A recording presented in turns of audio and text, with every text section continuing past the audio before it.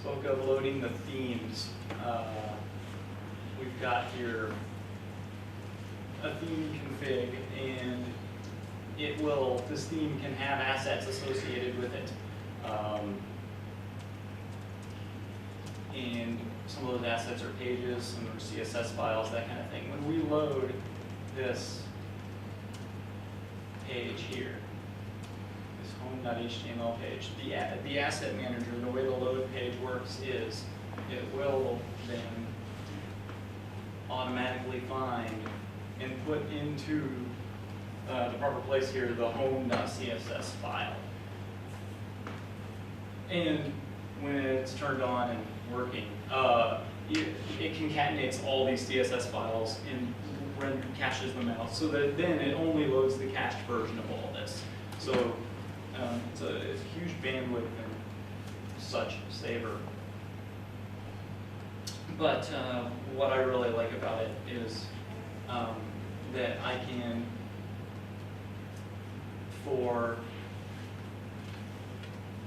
keep home.css right next to home here, and I'm just aware because of it.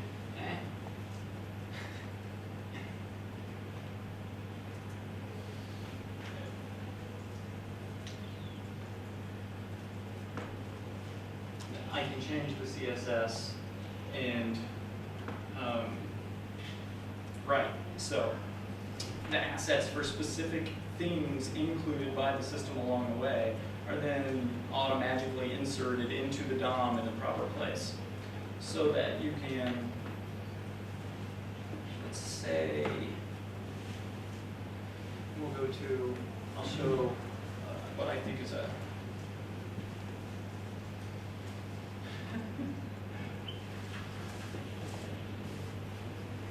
all right, it's UI widgets page.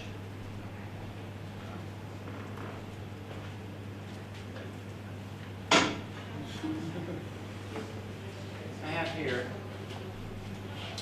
the UI widgets page that you were looking at. It will, through the asset manager, go and look for a module called mobile form, and go and look for a date picker and progress bar and tabs and accordion. And then we have this just in the HTML source. So this is what we end up with. A mobile form that's much bigger. Date picker, progress bar, that kind of thing. So then, let's go for progress bar. This little string here, the asset manager uses to go find progress bar and its associated HTML, JavaScript, and CSS. Here's the HTML. This is the label for score. It tells you what your score is, and the meter. And then we've got the CSS. The score setter is 200 pixels wide, all that sort of thing. And then we tell that the score setter is going to be a slider, and when it stops to update the score setter, and when score setter value changes, and all those sorts of things. So all that, this module is more or less self-contained here. And when home.html,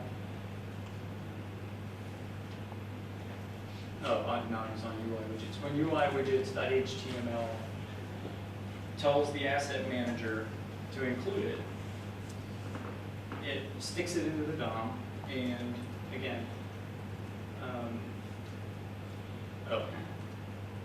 there's an SHR. Sticks it into the DOM and then loads the JavaScript and CSS into the right place. I just put this part.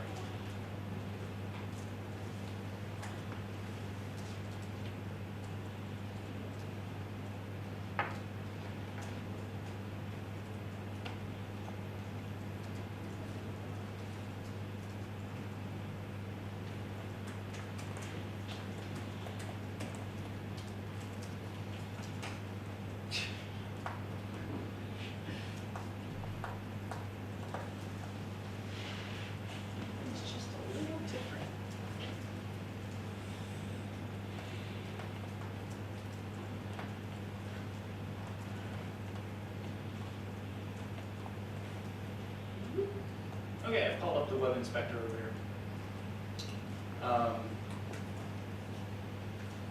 When we loaded the page, the assets associated, when we loaded the page via Ajax, the assets associated with the new content that we wanted was sent down in the Ajax, well, not the entire files, the names of the files we wish to load. That way, as we go back and forth between home and the UI widgets page,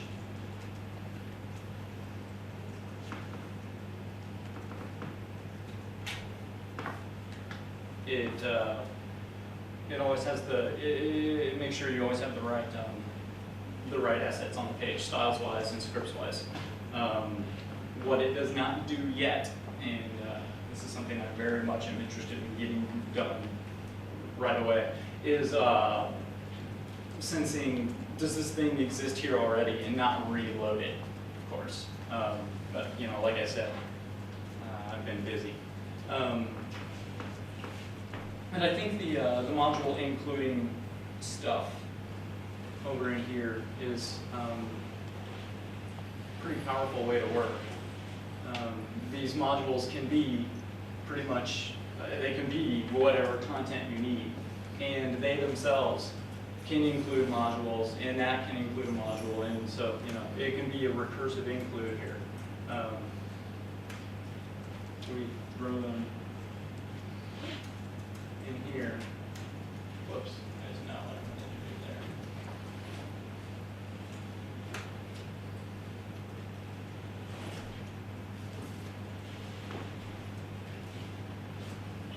All right, so, oh, let's do that.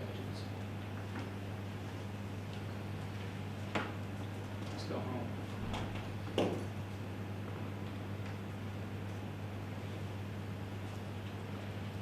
Yeah, so now they're here too, on the home page. Yeah. We could, let's see, do I have any other? Yeah. Let's go back to home. And we'll include the flexi grid.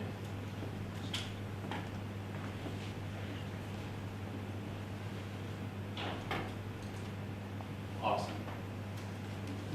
That's what I get for experimenting. In any case, what this would allow you to do is have some templates that I've had many clients along the way that simply insist on opening stuff up in Dreamweaver and being able to edit it. This allows you to let them do that.